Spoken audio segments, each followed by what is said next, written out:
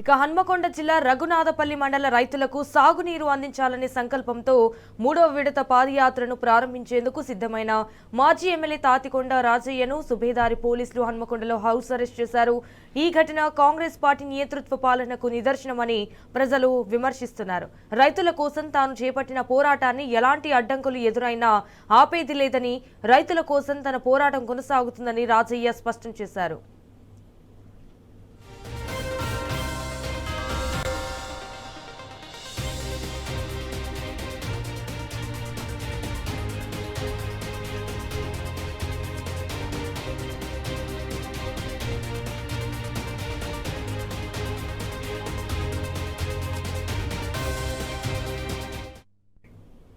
Right, ఇక ఇదే విషయానికి సంబంధించి మరిన్ని డీటెయిల్స్ మా ప్రతినిధి రవికాంత్ లైవ్ ద్వారా అందించడానికి సిద్ధంగా ఉన్నారు. రైట్ రవికాంత్, ఇటు ఎమ్మెల్యే తాటికొండ రాజయ్యను అయితే సుబేదారి పోలీసులు హన్మకొండలో హౌస్ అరెస్ట్ చేశారు అన్నట్టు తెలుస్తోంది. సో దీనికి సంబంధించిన అప్డేట్స్ ఏంటి?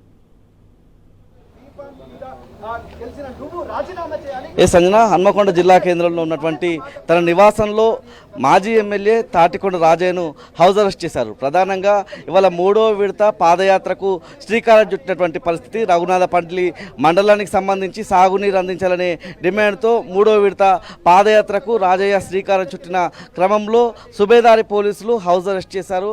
ఆయనకు మద్దతుగా ప్రభుత్వ మాజీ చీఫ్ విప్ దాసే వినయ్ భాస్కర్తో పాటు మాజీ ఎమ్మెల్యే ననపనేని నరేందర్ కూడా పెద్ద ఎత్తున బీఆర్ఎస్ శ్రేణులతో కలిసి వచ్చి మద్దతు తెలిపినటువంటి సందర్భం కనిపిస్తూ ఉంది.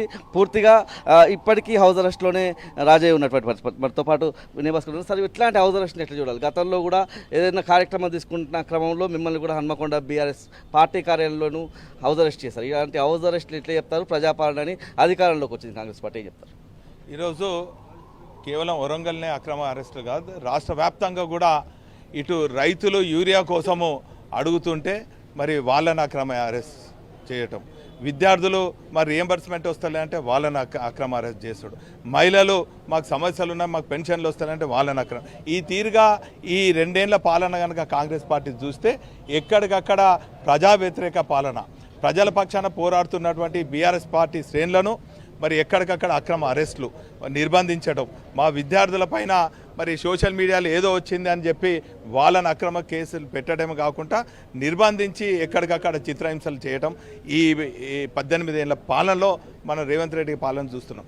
ఇది ఒకవైపు చేస్తుంటే మరోవైపు ఫిరాయింపులు, ఒకవైపు వీళ్ళ నాయకుడు రాహుల్ గాంధీ గారు మరి రాజ్యాంగాన్ని కాపాడాలి, ఫిరాయింపులు నిషేధించాలి అని చెప్పి ఈ కాంగ్రెస్ పార్టీ ఈరోజు ఈ రాష్ట్రంలో మాత్రము ఫిరాయింపులను ప్రోత్సహిస్తూ ఈరోజు బీఆర్ఎస్ పార్టీ కేసీఆర్ ముఖం చూసి బీఆర్ఎస్ పార్టీ కార్యకర్తల కృషితో గెలిచినటువంటి ఎమ్మెల్యేలు అందరూ కూడా కాంగ్రెస్ పార్టీ వైపు పోయినరు.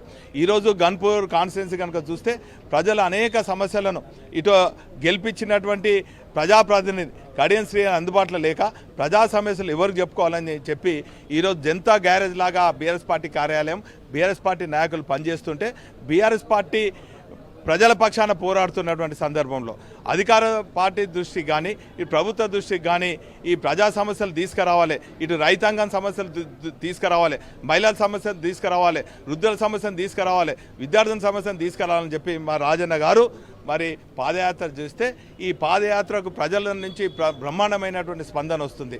మరి ప్రజా వ్యతిరేక నిర్ణయాలకు పాల్పడుతున్న కాంగ్రెస్ పార్టీని భూస్థాపితం చేయాలని చెప్పి ప్రజలందరూ కూడా కంకణం కట్టుకున్నారు.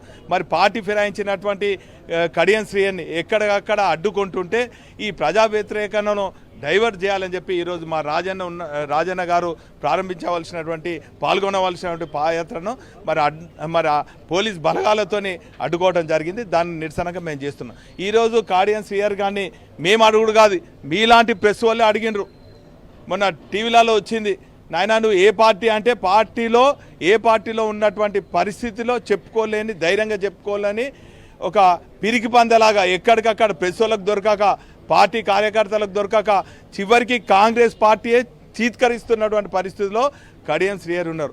ఆయనకు ఒకటే తృప్తి ఏంటంటే వాళ్ళ బిడ్డను మరి ఎంపీ చేసుకున్నాడు తృప్తి. ఈరోజు ఏ పార్టీలు ఉన్నారని చెప్పుకోలేని నిస్సాయితీలు ఉన్నారు. నాయన నీ ఇంటి ముందు కటౌట్స్ చూస్తే చెప్పగలుగుతారు, చిన్న పిల్లాన్ని చూస్తే చెప్తారు నువ్వు కాంగ్రెస్ పార్టీకి ఫిరాయించినావు.